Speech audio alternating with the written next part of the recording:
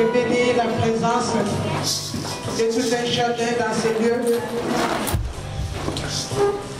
La présence des hommes de Dieu, de mes bien-aimés.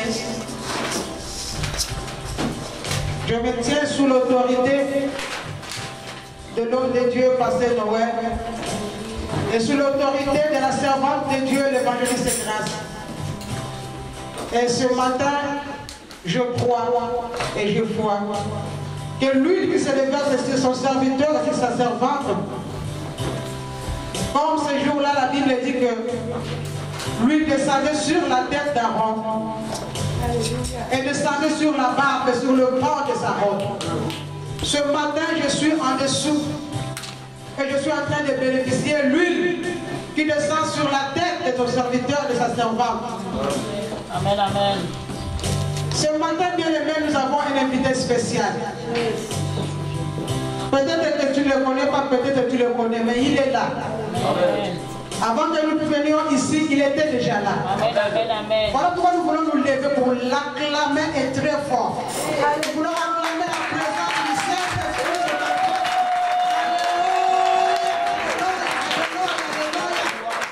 Gloire à Jésus. Gloire au Dieu béni Saint-Esprit. Merci parce que c'est toi qui nous conduis. Merci, alléluia. Nous restons toujours debout, bien-aimés, et nous allons prier. Ce matin, tu vas demander que Dieu ouvre les yeux de ton cœur pour contempler sa gloire. Ce matin, tu vas demander que Dieu ouvre les oreilles de ton cœur. Tu vas entendre les sites de l'Éternel. Que Dieu te dispose ce matin pour que tu ne passes pas à côté. Élèvons nos voix et prions bien. Alléluia. Je bénis ton Seigneur éternel ce matin. Ce matin, éternel, ouvre les yeux de mon cœur. Je veux contempler ta gloire ce matin. Je veux contempler ta gloire ce matin. Oui, Seigneur. Ce matin, je t'en supplie. Ouvre les yeux de mon cœur, Seigneur. Les oreilles de mon cœur. Je veux entendre ta parole, éternel, de gloire. Entendre ta parole ce matin. Cette parole qui charge, cette parole éternelle qui peut m'amener à la conversion. Oh, ce matin éternel, cette parole qui me conseille, je veux entendre cette parole qui veut transformer ma vie. Je veux entendre cette parole. Ce matin éternel, dispose-moi, Yahweh. Comme Seigneur de gloire, Yahweh. Yahweh, simple vase inutile, Seigneur. Yahweh, au devant de ta présence, que toi tu veux rendre utile, que toi tu veux manipuler à ta guise. Oh Dieu d'amour, Saint-Esprit de Dieu, je t'appelle. Viens, parle-nous ce matin. Parle-nous, amène-nous éternel, comme toi tu veux. Alléluia. Nous te rendons grâce parce que tu es Dieu. Au nom de Jésus. Alléluia. Alléluia. Nous pouvons nous asseoir au nom de Jésus. Nous allons prendre nos Bibles bien-aimées dans les Actes des Apôtres, chapitre 10, les versets 1 à 23. Je vais demander à ma sœur Laure de se tenir debout et de lire ce passage avec lui. Alléluia.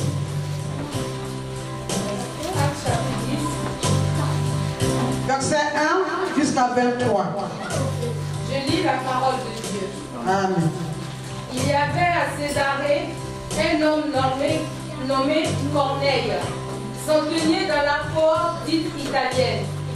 Cet homme était pieux et craignait Dieu avec toute sa maison. Il faisait beaucoup de monde au peuple et priait Dieu continuellement. Vers la 9e heure du jour, il vit clairement dans une vision un ange de Dieu qui entra chez lui et qui lui dit: Corneille! Les regards fixés sur lui et saisi de foi, il répondit: Qu'est-ce, Seigneur? Et l'ange lui dit: Tes prières et tes aumônes sont montées devant Dieu et il s'en est souvenu. Envoie maintenant des hommes à Joppé et fais venir Simon, surnommé Pierre. Il est logé chez un certain Simon, corroyeur, dont la maison est près de la mer. Dès que l'ange qui lui avait parlé fut parti, Corneille appela 2 de ses serviteurs et un soldat pieux dans ceux ceux qui étaient attachés à sa personne. Et après leur avoir tout raconté, il les envoya à Joppé. Le lendemain, comme ils étaient en route et qu'ils approchaient de la ville, Pierre monta sur le toit vers la 6e heure pour prier. Il eut faim et il voulut manger. Pendant qu'on lui préparait à manger, il tomba en extase. Il vit le ciel ouvert et un objet semblable à une grande nappe attachée par les 4 coins qui descendait et s'abaissait vers la terre, et où se trouvaient tous les quadrupèdes et les reptiles de la terre et les oiseaux du ciel. Et une voix lui dit, « Lève-toi, Pierre, tue et mange. » Mais Pierre dit, « Non, Seigneur, car je n'ai jamais rien mangé de souillé ni d'impur. » Et pour la 2e fois, la voix se fit encore entendre à lui. « Ce que Dieu a déclaré pur, ne le regarde pas comme souillé. » Cela arriva jusqu'à 3 fois. Et aussitôt après, l'objet fut retiré dans le ciel. Tandis que Pierre ne savait en lui-même que penser du sens de la vision qu'il avait eue, voici, les hommes envoyés par Corneille, s'étant mis en quête de la maison de Simon, se présentèrent à la porte et demandèrent à haute voix si c'était là que logeait Simon, surnommé Pierre. Et comme Pierre réfléchissait à la vision, l'Esprit lui dit, « Voici, 3 hommes te demandent. Lève-toi, descends et pars avec eux sans hésiter, car c'est moi qui les ai envoyés. » Pierre donc descendit et il dit à ces hommes, « Voici, je suis celui que vous cherchez. Quel est le motif qui vous amène ?» Ils répondirent, « Corneille, centenier, homme juste et craignant Dieu, et de qui toute la nation des Juifs rend un bon témoignage, a été divinement averti par un saint ange de te faire venir dans sa maison et d'entendre tes paroles. » Pierre donc les fit entrer et les logea. Le lendemain, il se leva et partit avec eux. Quelques-uns des frères de Joppé l'accompagnèrent. Ils arrivèrent à Césarée le jour suivant. Amen. Amen. Alléluia. Bien-aimés, nous avons suivi la lecture. Au-dessus du titre, chez moi c'est écrit témoin devant le nom Dieu. Et le titre de ce message ce matin, c'est un jour. Un jour, 3 points de suspension. Je prends pour ce titre. Dans ma version, au verset 3, c'est écrit un jour vers 3 heures de l'après-midi. Un jour. Bien aimé. Ce texte, vous vous souvenez du jeûne qu'on avait fait d'une semaine. On nous avait demandé de lire les 10 premiers chapitres des Actes des Apôtres. Et le 10e chapitre, ça m'avait beaucoup marqué. On parle de notre Dieu. Notre Dieu. Et je vois un jour dans la vie de notre Dieu. Et ça m'a interpellé.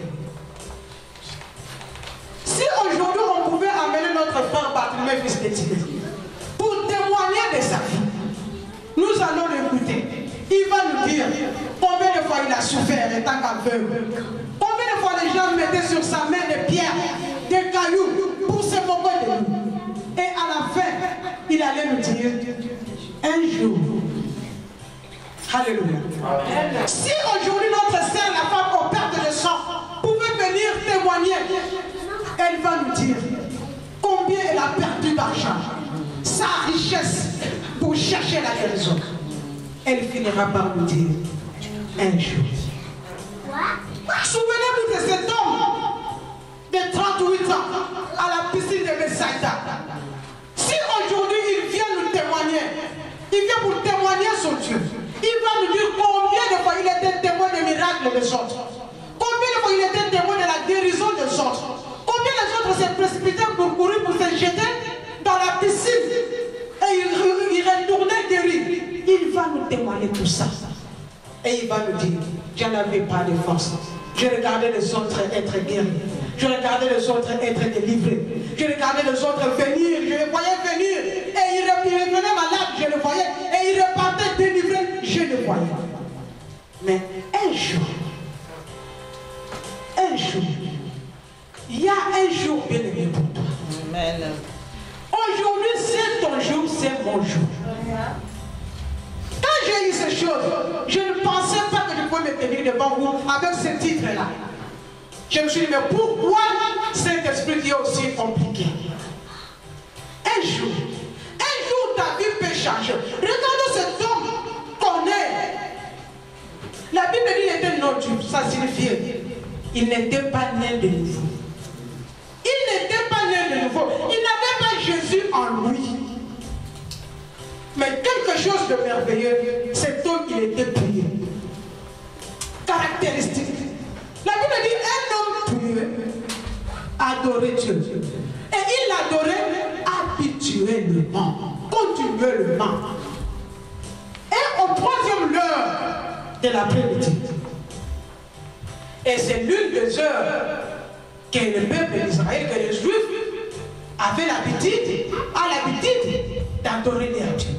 Je me suis dit, mais comment ces femmes pouvaient s'intégrer comme ça? De fois on demande l'intégration ici, et nous trouvons ça mal. Regardez un homme intégré à ma grâce. Cet homme s'est intégré dans la vie de Dieu. Cet homme étant non-Dieu, mais adorait Dieu à la troisième heure comme Dieu. Mais un homme aussi priait pour Dieu. Ça ne se limite pas là. Cet homme avait la largesse. Donc il donnait des œuvres aux pauvres. Des aumônes aux pauvres. Et cerise sur les gâteaux, il avait l'estime de qui? Non de ses frères romains, mais il avait l'estime de Dieu. Nous pouvons ramener ça ici.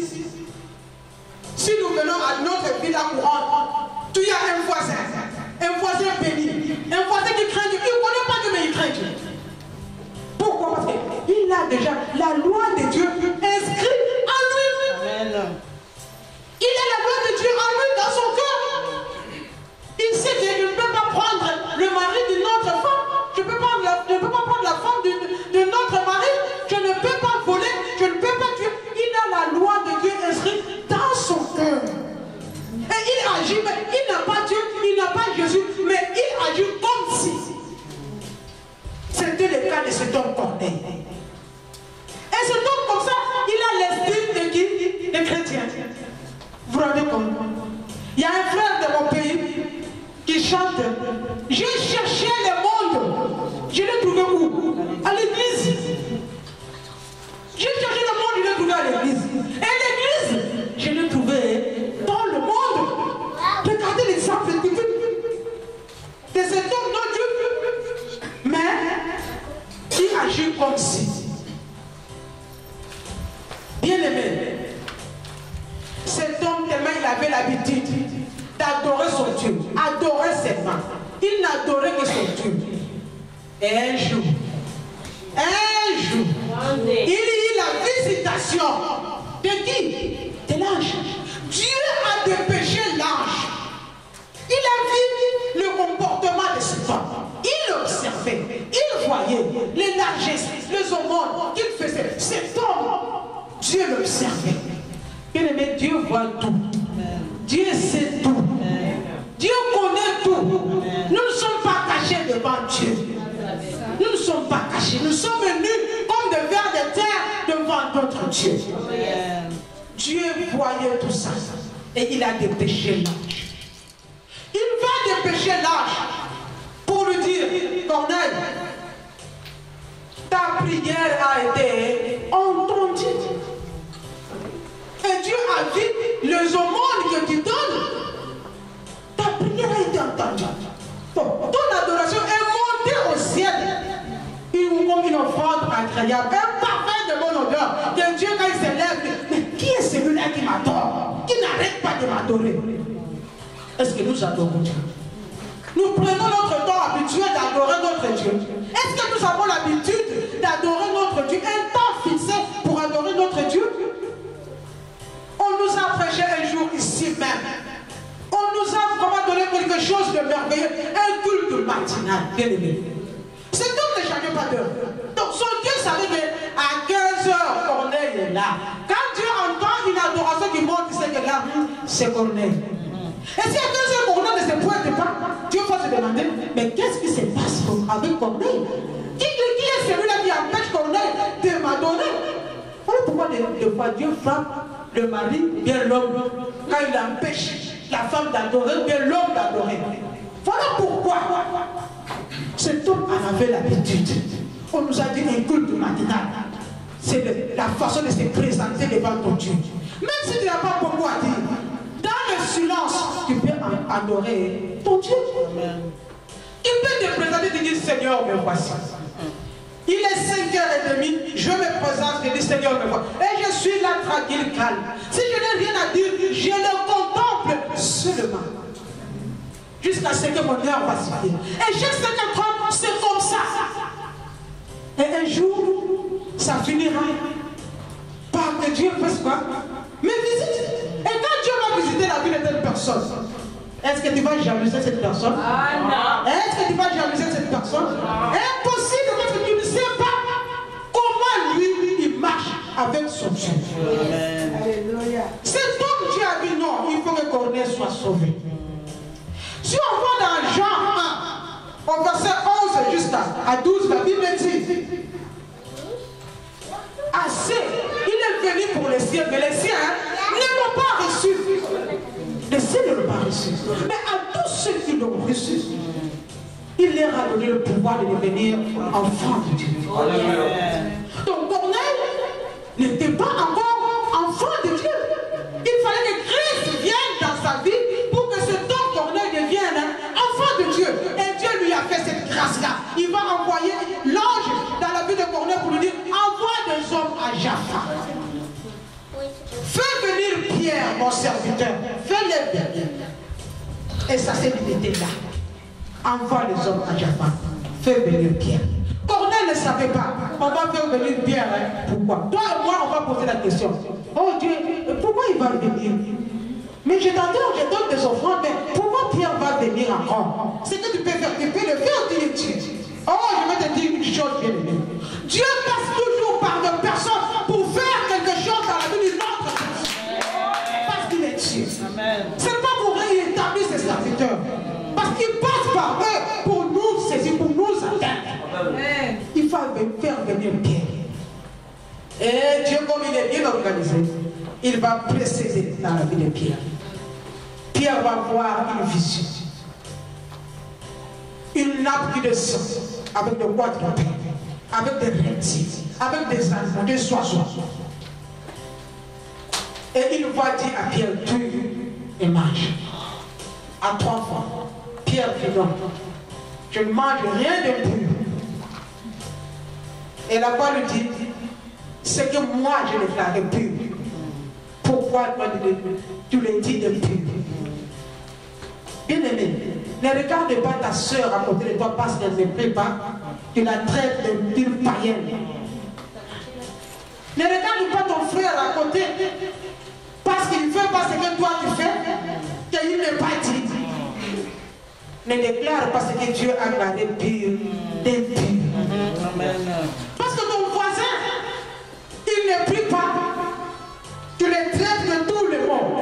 A dit de la païenne, qu'est-ce que tu connais? En fait, toi aussi, tu ne connais rien. Et quand il réfléchissait, la Bible dit, quand Pierre réfléchissait à cette vision, les hommes que Corneille a envoyés ont frappé à la porte. Et Pierre est parti parce que l'ange l'a dit, tu vas le suivre. Quelque chose de merveilleux, bien aimé. Nous ne pouvons pas lire tous les textes, mais je les lis à votre place. Bien aimé. Cet homme va venir, il sera accompagné d'autres frères. Quand il a compris, il partait chez Corneille, c'est là qu'il a compris. Il arrive chez Corneille, il dit à Corneille, tu sais que la loi, c'est la loi. Je me suis dit, quelle est cette loi-là? La loi nous interdit, c'est Pierre qui dit, apôtre de Jésus-Christ. Dieu voulait aussi briser cette chose dans la vie de Pierre. Dieu voulait introduire quelque chose de merveilleux, de nouveau dans la vie de Pierre. interdit de rentrer dans la maison des étrangers, de nos Juifs. Mais j'ai compris. Dieu ne fait exception des personnes. Donc Dieu a parlé à Pierre et il a voulu faire grâce à Corneille. Donc à Pierre il lui dit, ne fais plus exception des personnes. Je suis venu vers vous, bien sûr, mais aussi à tous ceux-là qui me chercheront. Je serai aussi leur Dieu. Il va recevoir Pierre. Et Pierre parlait comme je suis en train de parler maintenant. Au nom de Dieu. Il parlait, il enseignait. Il parlait de Jésus qui était venu, qu'ils ont renié, qu'ils ont cloué à la croix, qui est mort et ressuscité. Alors que Pierre parlait, la Bible dit quelque chose de terrible va se passer.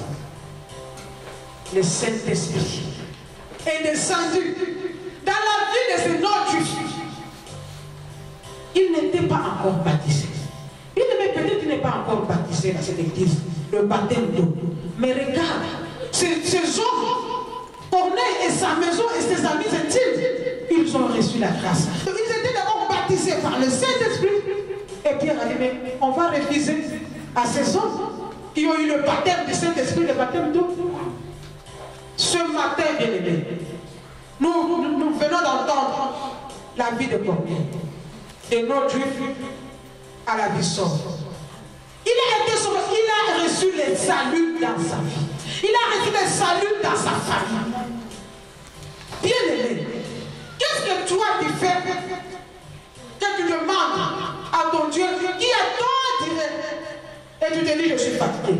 Si cette femme au père de sang était fatiguée ce jour-là, il n'avait pas à recevoir la guérison. Si cet homme-là, Bartimée, n'a pas crié, il dit je suis fatigué de demander, il n'allait pas recevoir la guérison. Qu'est-ce que tu demandes? Mais pourquoi tu te fatigues? Parce que Satan, la Bible dit attends là. Ça s'accomplira. Elle dit ça s'accomplira certainement. Donc c'est sûr, que tu le veuilles ou pas, toi reste là à ta place, ne bouge pas. Si tu es habitué à adorer, continue à adorer. Ne te lâche pas. Aie l'habitude d'adorer ton Dieu. Sache une chose, tu peux tout oublier, mais retiens ça. Quand tu as l'habitude de voler, sache qu'un jour, on t'attrapera. La main dans le sac. Si tu as l'habitude de faire l'adultère, sache qu'un jour ta femme sera au courant ou ton mari. Si tu as l'habitude de commettre l'impudicité, sache qu'un jour, quelque chose, on te trouvera enceinte et quelque chose que tu ne peux pas. Dans ta vie tout entière, tu te diras, bien converti, sauvé en Christ, tu te dis, celui-là. Il y aura un signe qui va montrer ton signe de l'épite. Ça te suivra. Si tu as l'habitude d'adorer ton Dieu, sache qu'un jour, tu seras visité. Amen. Je vais terminer, bien aimé. J'étais en Afrique. J'avais l'habitude de prier. Quand je ne travaillais pas, parce que je quitte mon pays, Congo, où je travaillais. J'arrive à l'Angola, je ne travaillais pas. Et c'est là où je vais recevoir Jésus. Et c'est là où je vais commencer le travail de Jésus. Et quand j'avais le temps libre, une nouvelle convertie que j'étais, vraiment je passais tout mon temps dans la prière. Je ne pouvais pas laisser mon temps libre comme ça. Non, je le passais dans la prière. À tel point que je lis de la Bible, de Genèse à Apocalypse, parce que j'avais tout le temps pour le lire.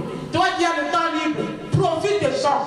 Quand tu vas commencer comme nous partons là, tu n'auras plus le temps de lire toute cette Bible. Je priais, j'en avais l'habitude. Un jour, dans ma chambre, je finis de prier. Je mets ma tête comme ça, je m'assois à bord du lit, je mets ma tête sur le lit. Je dis, à chaque fois que je priais, je disais, Seigneur parle. Et il ne me parle pas. Mais ces jours-là, à peine je ne posais ma tête, bien aimé, je sens quelqu'un qui marche sur le lit. Il fait le premier pas, le pas qui s'enfonce, qui enfonce les lits, qui les rend comme si c'était plat. Le premier pas. Il fait le deuxième. Je tremblais. Il fait le troisième. Je me suis dit, Seigneur. Et Et je vois, quand je sentis le troisième pas, je m'agenouille. J'étais dans la même position, mais ce n'est pas le corps là qui s'agenouillait, c'est un autre corps. Je m'agenouille. Et la personne me tient. Il me dit, tiens-toi debout. Il me dit, c'est présent. Je suis l'ange Michael. Bien aimé, je tremblotais comme une feuille. Et il prend tous ces doigts-là. Il les fixe comme ça. Et à tel point que les deux doigts se rejoignent comme s'il y avait un boulevard et les deux doigts là se croisent comme ça. Bien aimé. Et il a commencé, je ne peux pas te dire ce qu'il va dire majoritairement. Il a commencé à me parler. Il a commencé à me parler, à me parler, à me parler. Et à la fin, sûrement il était parti. Je me ressaisis. Je me retrouve dans la même position que j'étais. J'avais peur. Pour vous dire, bien aimé, quand tu as l'habitude, quand tu es habitué à chercher ton Dieu, à demeurer dans l'adoration, sache qu'un jour, Dieu te visitera. Amen. Dieu va dépêcher un ange pour te visiter. Et aujourd'hui, c'est ton jour. Un jour du Seigneur. Un jour d'adoration. Un jour mis à part. La Bible dit qu'il a créé la terre. Du premier jour jusqu'au 6e jour. Et il a dit que tout cela était très bon. Et le 7e jour, il se reposa. C'est le jour qui nous est donné. Voilà pourquoi nous allons prendre notre temps dans l'adoration. Aujourd'hui, c'est ton jour. C'est mon jour. Bien-aimé, adore ton Dieu. Apprécie ce Dieu-là. Aime ce Dieu-là. C'est lui qui nous a aimés les premiers. La Bible dit qu'il a tellement aimé le monde qu'il a envoyé son fils unique. L'unique qu'il était, il l'a envoyé pour mourir pour toi et moi. La servante nous a dit que lui, il a préféré prendre la couronne de l'humiliation, bien-aimé, et pour que nous ayons la gloire. Pourquoi tu marques les mots pour adorer ce Dieu-là? Pourquoi tu marques les mots pour adorer ce Dieu-là? Pourquoi on me dit adore ton Dieu? Tu cherches le mot, il ne peut pas chercher le mot. Il a donné des pieds. Alléluia. Lève-nous la hausse. Prends la position que tu veux. Mais nous voulons adorer notre Dieu. Aujourd'hui, c'est un jour d'adoration. Il n'a pas changé. Ce qu'il a fait dans la maison de Corneille, il peut le faire dans notre vie aujourd'hui. Amen, amen, amen. Le baptême du Saint-Esprit qui est tombé dans la maison de Corneille, ça peut tomber dans notre vie aujourd'hui. La transformation, la conversion qui est rentrée dans la vie de Corneille, ça peut rentrer dans notre vie aujourd'hui. Dispose ton cœur. Dispose ta vie. Adore ton Dieu. Avec tes mots. Il est le même. Il n'a pas changé. Commence à adorer ton Dieu. Avant que les chantres le monde, nous voulons d'abord adorer avec nos paroles. Adore ton Dieu. Adore ton Dieu. Le Dieu qui est amour. Il est tellement amour qu'il a accepté de prendre ta place. Il a accepté de prendre ma place. Il a accepté qu'il soit cloué sur la croix pour toi et moi. Adore ce Dieu. Alléluia. Alléluia. Alléluia.